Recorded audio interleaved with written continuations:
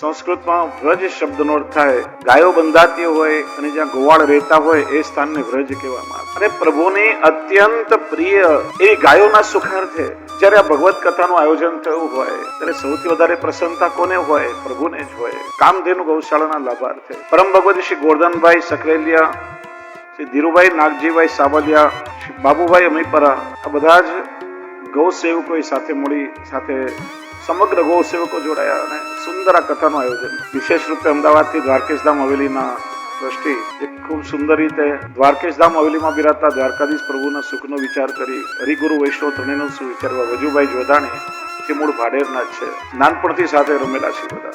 ના ભાડેર ગામના તો એટલા મારે સંભાળના છે કે જ્યારથી હું સમજણો થયો મને યાદ છે 6 વર્ષની ઉંમરથી વર્ષમાં 2 વાર 3 વાર ભાડેરમાં પધરામણી અવશ્ય થતી. મારા તાજી મારા પ્રાતઃ સ્મરણીય દાદાશ્રી અને મારા પિતૃચરણનું સૌથી અધિક પ્રિય કોઈ ગામ હોય તો આ ભાડેર ગામ હોય. એ નાનપણના સંભાળો મને હજી યાદ છે. નાનકડી હવેલી મેડી પર ત્યાં મુકામ રહેતો, મરજાદી વૈષ્ણવ ઠાકોરજીની ત્યાં સેવા કરે. 3-3, 4-4 દિવસ સુધી આખા ભાડેર ગામની સેવા લેવાતી. ત્યાં મુકામ રહે. આખા પરિવાર સાથે મારો મુકામ અહીંયા. હજી મને એ દિવસ યાદ છે કે મારા ગોરધનભાઈ સકરેલિયા, નાનપણમાં બધા એમને ગોરધનભાઈ મોરસિયા કહેતા, હજી મને એ જ નામ યાદ છે. અને મારા માતૃચરણ સાથે હવેલીથી બળદગાડામાં બેસીને વાડીએ જતા હોય અને બળદગાડાની સાથે રેસ લગાડતા.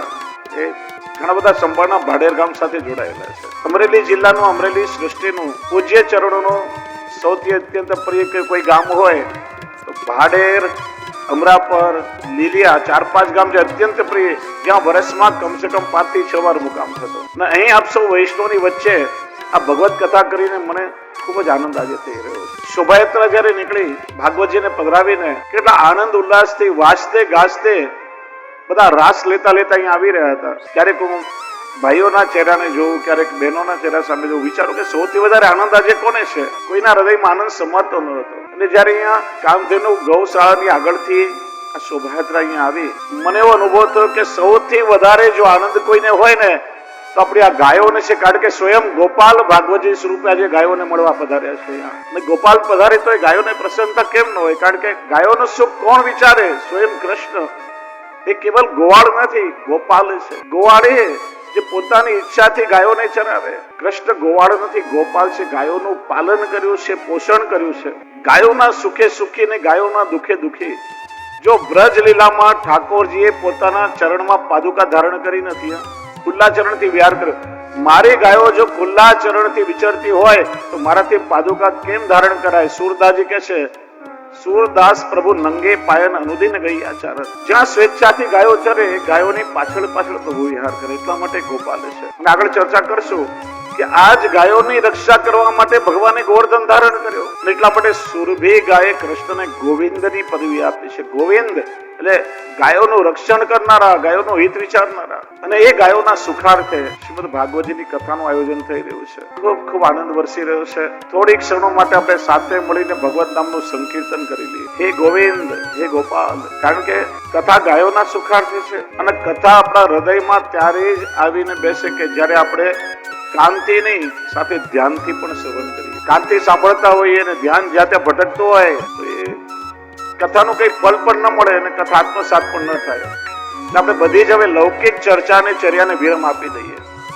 બધી લૌકિક પ્રવૃત્તિઓને વિરામ આપીએ. મોબાઈલને સાયલેન્ટ મોડ પર કરી લેજો, બને તો સ્વિચ ઓફ કરી દેજો. કારણ કે સાયલેન્ટ મોડમાં પણ વચ્ચે વચ્ચે ફોન આવશે તો વિક્ષેપ થશે. 2G, 3G, 4G માં આખી જિંદગી રમતા રહ્યા. 5G નો આનંદ બધા લઈ રહ્યા છે. આપણા 3G, 4G ને 5G માંથી બહાર નીકળી અને શ્રીજી ની સાથે આપણા મનને આપણે બધા જોડીએ. બધા સાથે મળીને સંકીર્તન કરીશું. આજથી 7 દિવસ સુધી શ્રીમદ ભાગવતજીનું રસ વર્ષણ એ ભાડેર ગામમાં થવા જઈ રહ્યું છે. ગામ આખું રળિયામણું બન્યું છે, વ્રજ બન્યું છે, ભાગ્યશાળી છે. કેટલા ઉત્સાહથી બધા શ્રોતાઓ શ્રવણ કરવા આવ્યા છે. બાકી ભાગવતનો મુખ્ય પ્રસંગ તો બધા જાણતા જ હોય. પરીક્ષિતને ઋષિનો શ્રાપ મળ્યો કે 7મા દિવસે તક્ષક નાગના દંશથી તારું મૃત્યુ થશે. સુખદેવજી જેવા ગુરુ મળ્યા.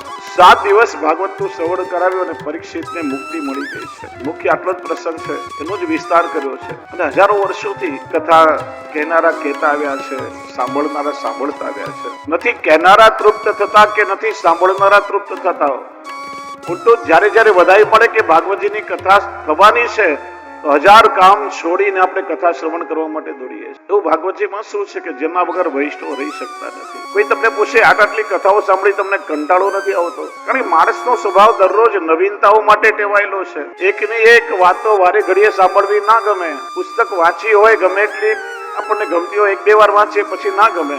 એકના એક સમાચાર પણ વારે ઘડીએ સાંભળવા ના ગમે. ભાગવતજીમાં એવું શું છે કે આપણને તૃપ્તિ નથી થતી. પૂછો પેલી માછલીને કે લાખો વર્ષથી પાણીમાં રહે છે તો શું પાણીથી કંટાળો નથી આવતો? માછલી કહે છે પાણીથી કંટાળીશ ત્યારે મારું મૃત્યુ થશે. પાણી એ તો મારું જીવન છે. એમ વૈષ્ણવ પણ કહે છે કે લાખો વર્ષનું આયુષ્ય ભલે અમને મળે પણ જેમાં ઠાકોરજીની સેવા ને સત્સંગ ન હોય તો એવું આયુષ્ય મારે નથી જોઈતું. અને ભલે થોડું અલ્પ આયુષ્ય મળે પણ જેમાં ઠાકોરજીની સેવા અને સત્સંગ હોય એવું જીવન અમારે. આપણે ત્યાં વાર્તા પ્રસંગ આવે છે, 2 ભગવતી વૈષ્ણવ એક સ્થાને ભેગા થાય છે, સત્સંગ કરે છે અને જુદા પડતી વખતે ત્યાં ભીત પર લખતા જાય છે કે 2 ઘડી જીવ્યા. આ 2 ઘડી જીવ્યાનો અર્થ શું થાય? શું શ્વાસ લેવાની ક્રિયા એનું જ નામ જીવન છે? તો પશુ પક્ષી જીવ જંતુ વૃક્ષ વનસ્પતિ બધા જ શ્વાસોશ્વાસ કરતા હોય છે. વાસ્તવમાં જીવન જીવ્યા કોને કહેવાય? કે છે ને બ્રહ્માજી આ સૃષ્ટિનું સર્જન કર્યું, અનેક જીવોને બનાવ્યા, ત્યારે 4 વસ્તુઓ બધાને સરખી આપી. આહાર નિદ્રા ભય મૈથુનંચ સામાન્ય મેતત પશુ બિન રણામ. આહાર પેટ ભરવાની વૃત્તિ. પશુ આખો દિવસ રખડે ચરે પોતાનું પેટ ભરે, એ માણસ પણ સવારથી સાંજ સુધી પરિશ્રમ કરીને પોતાનું પેટ ભરી લેતો હોય છે. પેટ ભરવા માટે તો મહેનત છે આ બધી. થાકીને પશુઓ નિદ્રાધીન થાય, માણસ પણ થાકે એટલે વિશ્રામ શોધે. ત્રીજો ભય. દરેકને પોતાનાથી બળવાનનો ભય સતાવે. જો પશુઓ 2 કારણથી ગતિ કરે, ભય અને ભૂખ. રોટલાનો ટુકડો નાખો તો એ દોડીને આવે, લાકડી બતાવો તો ભયથી ભાગે. મૃત્યુનો ભય તો જીવ માત્રને સતાવે. ચોથું પ્રજાની ઉત્પત્તિ જેમ પશુઓ કરે છે માણસ પણ કરે છે. તો માણસમાં ને પશુમાં ફરક શું? બ્રહ્માજી કહ્યું ધર્મો હિ એકો અધિકો વિશેષ ધર્મેણ હિના પશુ ભી સમાના. આ ધર્મ નામનું તત્વ કેવલ મનુષ્યને આપ્યું છે, જે અન્ય કોઈ જીવને નથી આપ્યું. કેમ કે માણસને મેં એક વધારામાં વિવેક બુદ્ધિ આપી છે. બુદ્ધિથી માણસ વિચારશીલ છે. પશુઓ ચરે, માણસ વિચરે. બુદ્ધિથી માણસ વિચારી શકે છે. આ માતા છે, આ પિતા છે, આ ભાઈ છે, બહેન છે, પત્ની છે, દીકરી છે, આ બધો વિવેક ખાલી માણસમાં હોય છે, અન્ય પશુઓમાં નહીં. અન્ય યોનિઓ તો કેવલ કર્મનું ફળ ભોગવવાની વ્યવસ્થા છે. પ્રકૃતિ આપેલા સ્વભાવથી જીવતા હોય છે. માણસમાં એ સામર્થ્ય છે કે સ્વભાવને બદલી શકે. સાચું શું, ખોટું શું, પાપ શું, પુણ્ય શું, કેવલ માણસ વિચારી શકે છે. અને એટલા માટે માણસ જ ધર્મનું આચરણ કરી શકે છે, અન્ય કોઈ નહીં. એટલા માણસ થઈને જે પોતાના ધર્મને ચૂકી જાય, ધર્મને છોડી દે, તો કોઈ ધર્મેણ હિના પશુભી સમાના. એમાં ને પશુમાં કઈ ફરક નથી. બાકીના લક્ષણો તો સરખા જ છે બધા. તો વાસ્તવમાં ધર્મ એટલે શું? આપણને કોઈ પૂછે તમારો ધર્મ કયો? તો કે શ્રીનાથજી વાળા. તમારો ધર્મ કયો? તો કે અમે સ્વામિનારાયણ. તમારો ધર્મ કયો? તો અમે જૈન. એ સંપ્રદાયો છે. સંપ્રદાય એટલે ધર્મને જીવવાની વ્યવસ્થા. આપણા આચાર્ય ચરણોએ આપેલું જે તત્વ દર્શન છે, જે આપણું જીવન દર્શન છે, જેને આપણે પ્રેક્ટિકલી જીવીએ છીએ. ધર્મને જીવવાની વ્યવસ્થા કે જેનાથી માણસ અધર્મ તરફ ન જાય. વાસ્તવમાં ધર્મ એટલે શું? ધારણા ધર્મો ઇત્યાવ ધર્મો ધારયતે પ્રજા. ધારયતે ઇતિ ધર્મ, જે પ્રત્યેક વ્યક્તિ ધારણ કરે ધર્મ.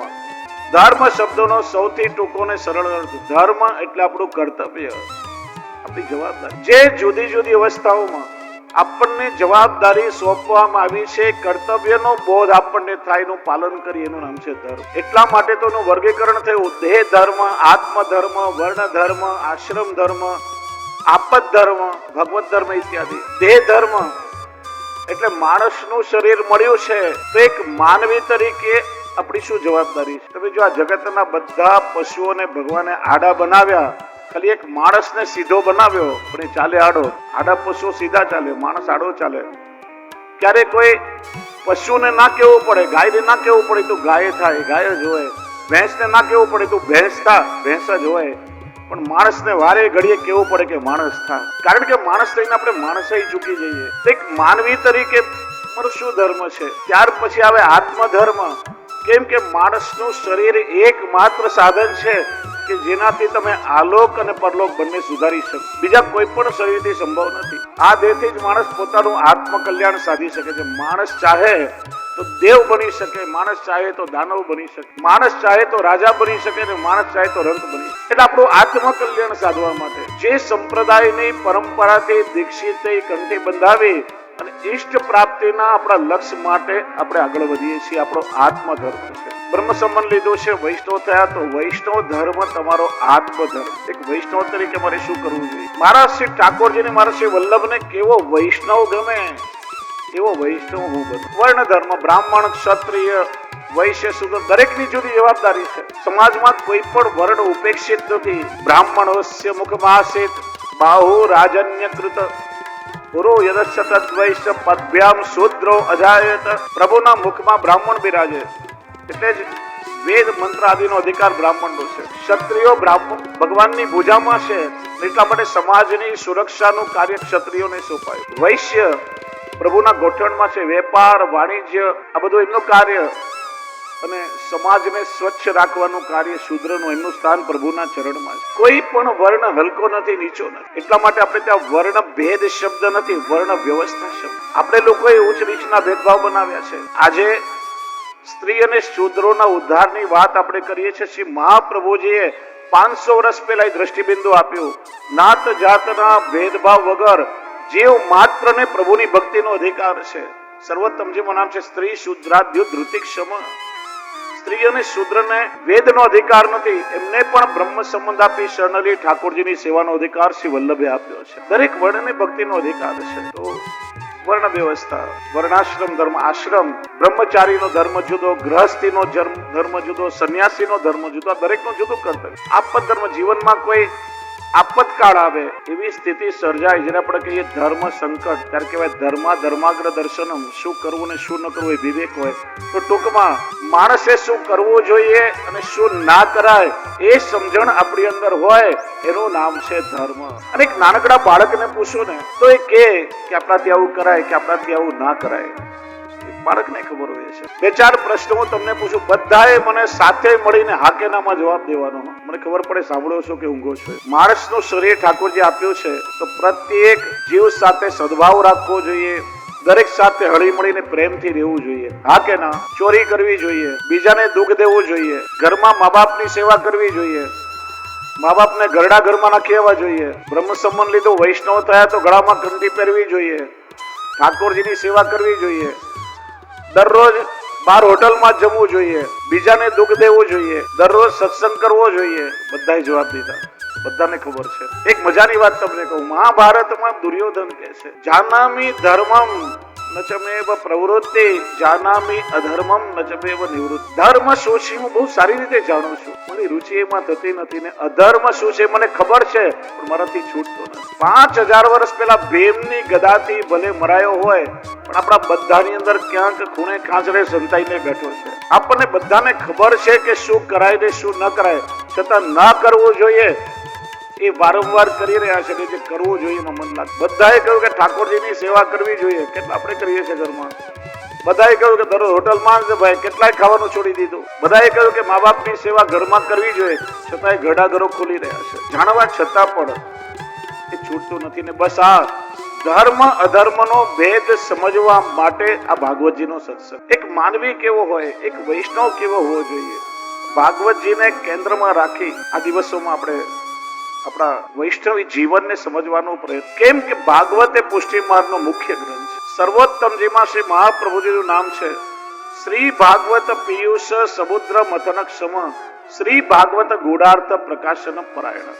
ભાગવત રૂપી અમૃતના સમુદ્રનું મંથન શ્રી મહાપ્રભુજી કર્યું. 7 પ્રકારે અર્થો કર્યા અને એ ભગવાનની લીલાનું રહસ્ય ગૂઢાર્થ શ્રી મહાપ્રભુજી આ જગતને સમજાવ્યું. ભાગવતના મર્મને કોઈએ જાણ્યો અને માણ્યો હોય તો શ્રી મહાપ્રભુજી છે. ભગવદીઓ કહે છે, જો શ્રી વલ્લભ પ્રભુ પ્રગટ ન હોતે વસુધા રહેતી સુની, નાતર લીલા હોતી જો. શ્રી મહાપ્રભુજી જેવા સમર્થ આચાર્ય પ્રગટ ન થયા હોત તો જેવ પ્રભુની લીલાને ના સમજી શક્યો હોત, એ લીલાઓથી અજાણ રહ્યો હોત. કેમ કે વ્યાસજીને નારદજી ઉપદેશ આપ્યો અને સમાધિમાં બેઠા અને લીલાઓનું દર્શન થયું, ભાગવતની રચના કરી. વ્યાસજીએ સુખદેવજીને ભાગવત ભણાવ્યો, સુખદેવજીએ ભાગવતની કથા કરીને પ્રચાર કર્યો, જે લીલાઓ હતી વર્ણન કર્યું, પરીક્ષિતને કથા સંભળાવી. પરીક્ષિત પ્રભુએ આવી લીલા કરી છે, પણ ઠાકોરજી લીલા શા માટે કરી? લીલા કરવા પાછળનો હેતુ શું હતો? ભગવાનની લીલાઓ અકારણ નથી, આનંદ જ છે હરેક લીલા. પ્રભુની દરેક લીલાઓ આનંદાત્મક છે અને લોકવત્તુ લીલા કહેવાય છે. પ્રભુ કોઈ લીલાથી બંધાતા નથી, કેમ કે ભક્તના ઉદ્ધાર માટે, ભક્તની રક્ષા માટે કે ભક્તને આનંદનું દાન દેવા માટે પ્રભુ લીલા. એ ગૂઢ અર્થ ભાગવતજીના શ્રી મહાપ્રભુજી પ્રગટ. વાર્તા પ્રસંગ આવે છે કે એ સમયમાં પદ્મનાભ દાસજી ઉત્તમ વક્તા હતા. આખો ભાગવત એમને કંઠસ્થ અને નવરસનો નિધિ એમનામાં હતો. વીર રસ જયારે કહેતા હોય લોકોને આવેશ આવી જાય, કરુણ રસની ચર્ચા કરે બધા જ આમ ધ્રુસકે રડવા લાગે, એવા વક્તા હતા. એકવાર કથા કરી રહ્યા હતા, શ્રી મહાપ્રભુજી પધાર્યા, શ્રવણ કર્યું, કહ્યું પદ્મનાભ દાસ તમે ઉત્તમ વક્તા છો, આજે લીલા સંભળાવી એનો થોડો પ્રકાશ કરો. એ લીલાનો વિસ્તાર કર્યો. ઓર કછું લીલા સુનાવો, ઓર વિસ્તાર કરો. ત્રીજી વાર મહાપ્રભુજી કહ્યું ઓર કછું રહસ્ય બતાવો. ત્યારે પદ્મનાભ દાસે કહ્યું કે મહારાજ જો સુખ ને કહી સો મેને કહી. સુખદેવજીએ જે કહ્યું એ બધું મેં કહી દીધું, આના કરતા વધારે લીલા છે જ નહીં, અને હોય તો આપ સંભળાવો. એમ કહી પદ્મનાભ દાસ શ્રોતા બનીને બેસી ગયા. શ્રી મહાપ્રભુજી આસન પર બિરાજ્યા. શ્રી વલ્લભના મુખારવિંદથી ભાગવતજીનું રસવર્ષણ થવા લાગ્યું. એક ઘડી થઈ, બે ઘડી થઈ, ત્રણ ઘડી. જેમ જેમ શ્રી વલ્લભની વાત સુધા વરસતી જાય, પદ્મનાભ દાસ વધારે ને વધારે નીચે ઝૂકતા જાય. એક સમય ઓડીને સાષ્ટાંગ દંડવત પ્રણામ કર્યા. કોઈએ કહ્યું કેમ પદ્મનાભ દાસ, તમે તો કહેતા હતા જો સુખને કહીશો મેને કહી. આ બધું ક્યાંથી નીકળ્યું? તો હું તો હજી પણ એ જ કહું છું કે સુખને કહીશો મેને કહી. સુખદેવજી કહ્યું બધું મેં કહ્યું, પણ જ્યાં સ્વયં ઠાકોરજી પોતે જ બિરાજીને પોતાના મુખથી પોતાની લીલાનું વર્ણન કરે તો એનો પાર કોણ પામી શકે? શ્રી વલ્લભ એ તો સાક્ષાત ભગવદ વદના અવતાર છે, અને ભગવદ લીલાનું વર્ણન જે શ્રી વલ્લભ મહાપ્રભુજી કરી શકે એ કોણ સમજાવે?